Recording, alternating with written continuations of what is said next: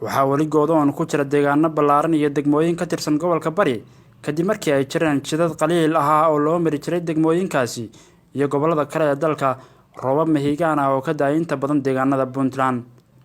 Deegaanadan go'an ayaa u badan kuwa ku teesan xeebta iyo halka ay ku soo afjaranto silsiladda buuraleyda Golis, taasina waa mid sii adkaysay gelitaanka deegaanadani maadaama ay u dhaxeeyaan buuraley teesan iyo dhanka kale oo badda ah.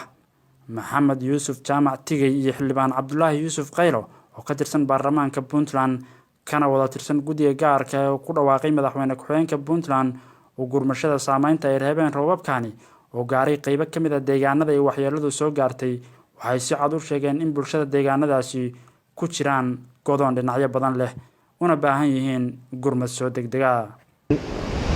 barta aanu taagannahay ayaa socodkaygii ku istaagay annaga dhulka naga dambeeya dadka ku noolaa oo dhan halka ayay go'doon ku yihiin. waa marinkii ay u mari jireen Boosaaso iyo dekedeeda iyo noloshooda oo dhan.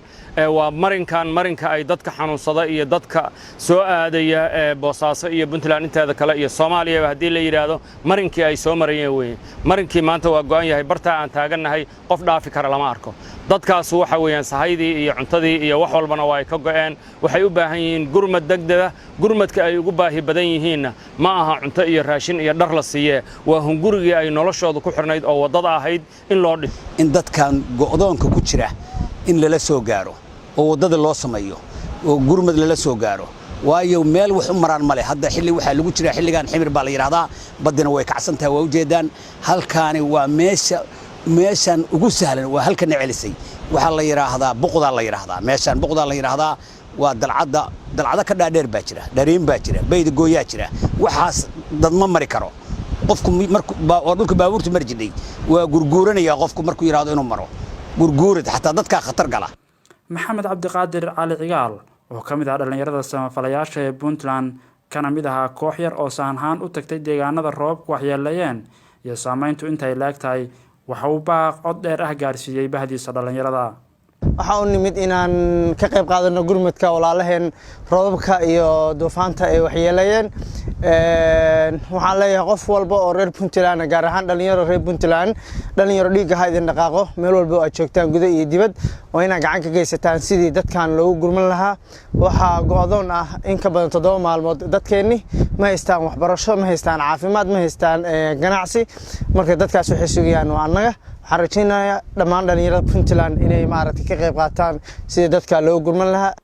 samafale Maxamed Yuusuf Jaamac Tigay iyo kooxdiisii la socotay waxaa saacado badan ku qaadatay inay gaaraan deegaanada fogfog ee ka tirsan gobolka Barri oo ah halka ay ku dhacday saameynta ugu badan ee roobabkani. walina waxaa jira deegaano ay u suurtoobi weyday tagitaankooda jidadka oo go'an aawadeed. markii ugu dambeysay waxaan soo kornay buurtaan aad u jeedaan oo buqda la dhaho. buurtaan markaa soo gaarnay gawaaridii halkaas ayaa uga soo degnay. halkaas ayuu gawaaridii nooga eg yihiin oo hadda kadib wax gaari ah kuma socon karno. waa inaan lug aan ku soconnaa sababtoo ah buurtii way qaraxday. wadadii yareed oo la mari jiray oo buurta cirifkeeda ahayd ayadina qaraxyo waaweyn ayaa ka samaysmay oo biyi sameeyeen dhagaxun waaweyn ayaa ku soo dhacay.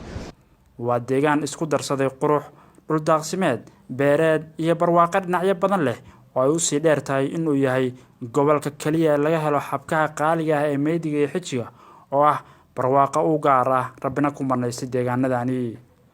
balse caqabada koowaad ee haysta degmooyinkani leh barwaaqadaasi dihin ayaa ah inaysan lahayn jidad wanaagsan oo loo maro marka laga reebo labada wado ee kala ah Lafagoro iyo wadada Dhabaaqo oo labaduba hadda go'an una baahan dayactir ballaaran si socodka gaadiidka ee degmooyinkaasi uu dib ugu soo laabto.